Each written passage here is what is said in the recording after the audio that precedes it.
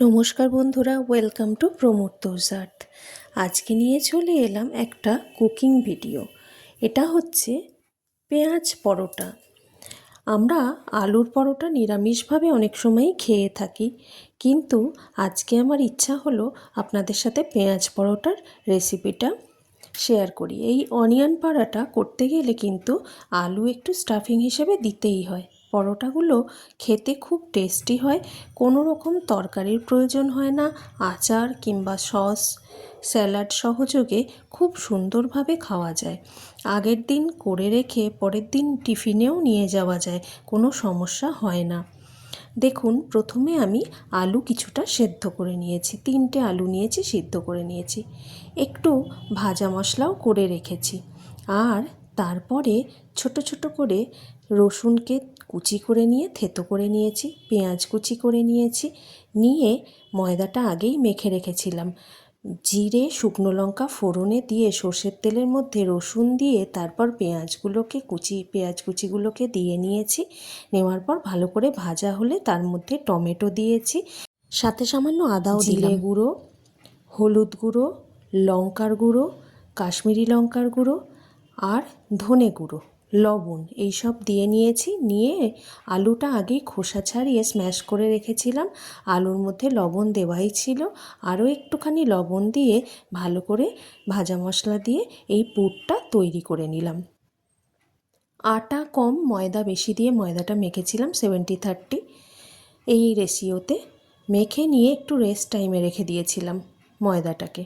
তারপরে পুরগুলোকে খুব ঠেসে ঠেসে ভালো করে ভরে নিলাম, যার জন্য লেচিগুলো একটু বড় বড় সাইজেরই করতে হয় পরোটা বানানোর জন্য। আর এই আমাদের বাড়িতে যেহেতু ধনেপাতা সবাই খায় না, তাই আমি ধনেপাতা একটু আলাদা রেখেছিলাম। ওটা রান্নার মধ্যে আর দিইনি। কাঁচা ধনেপাতা এই পুরের মধ্যে দিয়ে আমি 3-4টে মতো পরোটা সেই পেঁয়াজের পরোটার মধ্যে ধনেপাতা দিয়েও করেছিলাম। আর এখানে এই ধনেপাতা দেওয়াগুলো আর বাদবাকি সমস্ত আমার রেডি হয়ে গেছে। এবার তেল দিয়ে, অল্প করে তেল দিলাম, দিয়ে কীরমভাবে সাবধানে বেলে নিচ্ছি দেখুন, হালকা হালকা করে প্রেস করে নিতে হবে। তারপরে বেলে নিচ্ছি কিভাবে দেখুন, আমি গোল করেই করেছিলাম।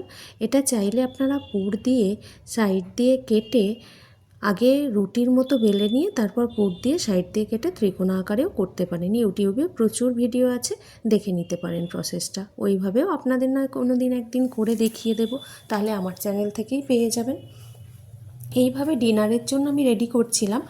প্রতিটা বেলে নিলাম, আমার শাশুড়ি মা ভেজে দিচ্ছিলেন। আমরা যখন পরোটা করি একদম খেতে বসার জাস্ট আগে করে নিই, তার আগে স্যালাড ট্যালাড কেটে সব রেডি করে রাখি। তাই আমি বেলে দিলাম, উনি ভেজে নিচ্ছিলেন। ভাজার সময় একদম সুন্দর করে ভেজে নিতে হবে। আর এত সুন্দর হয়েছিল, নরম তুলতুলে হয়েছিল, দেওয়ার সাথে সাথে দেখুন কীরকম ফুলে উঠছে, গোল বলের মতো ফুলে উঠেছে। খুব টেস্টি হয়েছিল। আপনারা বানিয়ে একবার খেয়ে দেখতে পারেন, কিন্তু অসম্ভব সুন্দর লাগে। এর মধ্যে অনেকে কাসৌরি মেথি দেয়, অনেকে অনেক কিছু দিতে পারে। আমি পেঁয়াজ দিয়ে এই প্রথমবার করলাম। আলুর পরোটা তো হয়েই থাকে, এগুলো ধনেপাতা দিয়ে যেগুলো আলাদা করেছিলাম বললাম না, সেগুলো দেখুন কত নরম হয়েছে, নরম তুলতুলে। আমরা পুরো তাওয়া থেকে নিয়ে পাতের মধ্যে সার্ভ করেছিলাম। খুব সুন্দর খেতে লাগে কিন্তু। প্রমোটস আর্থ যাদের এখনও সাবস্ক্রাইব করা হয়নি, সাবস্ক্রাইব করে রাখবেন। আমাদের চ্যানেলে পাবেন cooking, spiritual, travel, food related অনেক অনেক ভিডিও, যা আপনাকে সমৃদ্ধ করবে। ভালো থাকবেন।